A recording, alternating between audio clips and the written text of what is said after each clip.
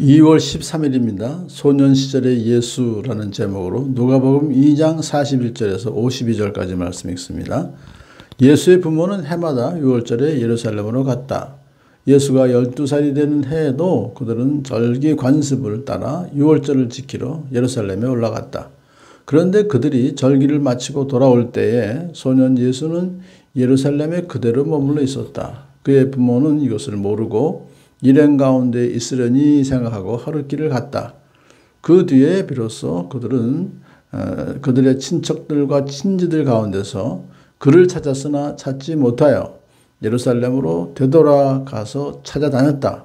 사흘 뒤에야 그들은 성전에서 예수를 찾아냈는데 그는 선생들 가운데 앉아서 그들의 말을 듣기도 하고 그들에게 묻기도 하고 있었다. 그의 말을 듣고 있던 사람들은 모두 그의 슬기와 대답에 경탄하였다. 그 부모는 예수를 보고 놀라서 어머니가 예수에게 말하였다. 얘야, 이게 무슨 일이냐?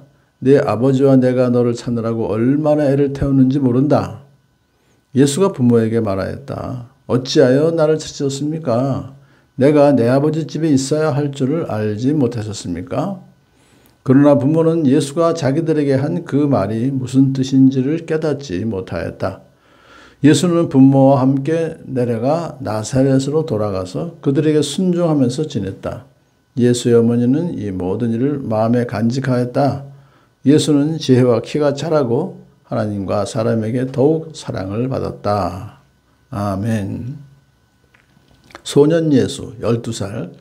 우리로 보면은 중학교 이제 1, 2학년 된 애들이 요새 많이 크니까 사실 뭐 많이 겉으로 볼 때 이제 의젓한 성숙한 그런 이제 때가 되었죠. 자, 그런데 유대인들은 5살 때부터 쉐마 교육을 시작하고 이제 10살 때부터 미시나 탈무드를 공부합니다. 그리고 이제 13살 되면은 언약의 아들이라는 칭호를 그들에게 이제 부여합니다. 그래서 율법을 잘 지키고 자신의 모든 행위에 책임을 질 수 있는 나이가 되었다. 성숙했다라고 인정해 주는 그런 13살 때 이제 그런 인정을 해요. 그래서 그것은 뭐냐면 종교적 공동체의 구성원으로서 참석할 수 있게 자격을 부여하는 겁니다.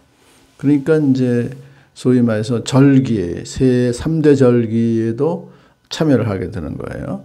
그런데 그보다 한 해 먼저 미리 12살 될 때 보통 미리 이제 공부시키느라고 부모들이 데리고 갑니다. 그래서 예수님도 처음으로 12살 되었을 때 처음으로 이제 예루살렘에 가서 절기에 참여하는 거예요. 6월절 절기에.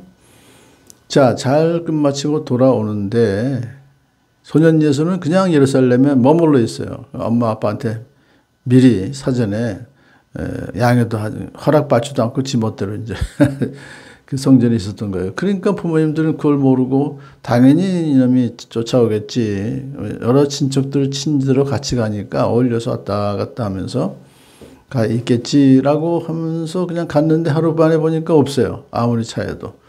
그래서 예루살렘에 있겠구나 하고 되돌아가서 이제 또 찾아다닙니다. 예루살렘이 좁지가 않죠.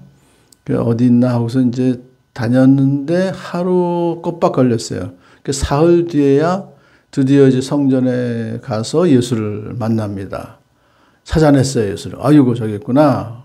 근데 놀라운 광경이 눈앞에 펼쳐졌죠. 선생들 가운데 앉아서라고 하는 것은 이건 랍비들입니다.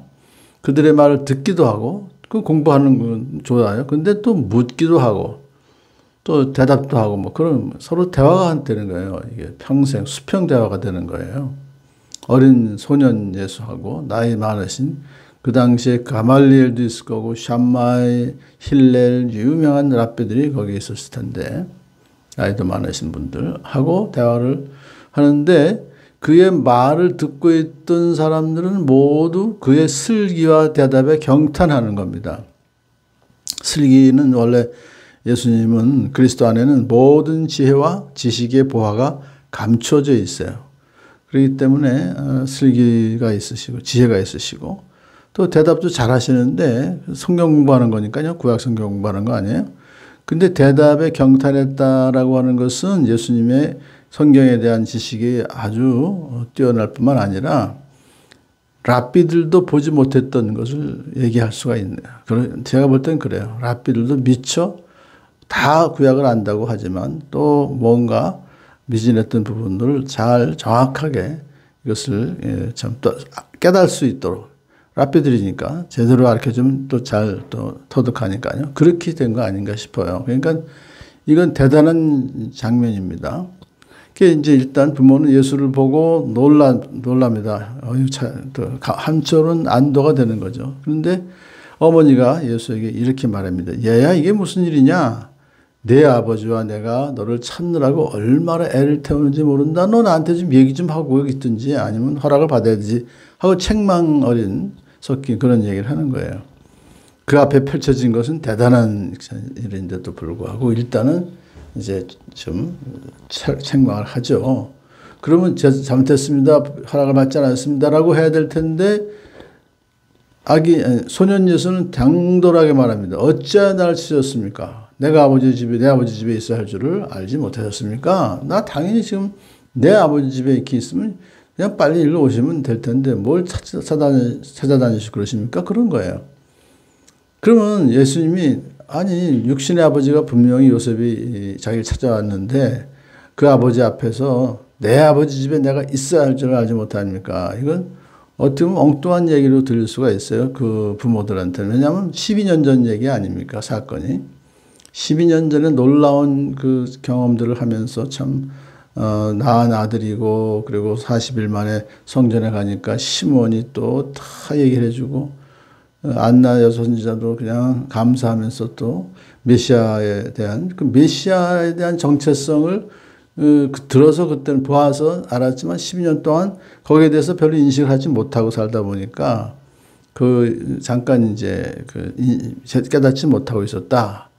그렇게 볼 수 있어요. 그런데 이제 근데 예수님은 하나님의 아들이다. 하나님이 주신 성령을 통해서 잉태한 그런 거에 대한 인식을 못하고 있었죠. 그래서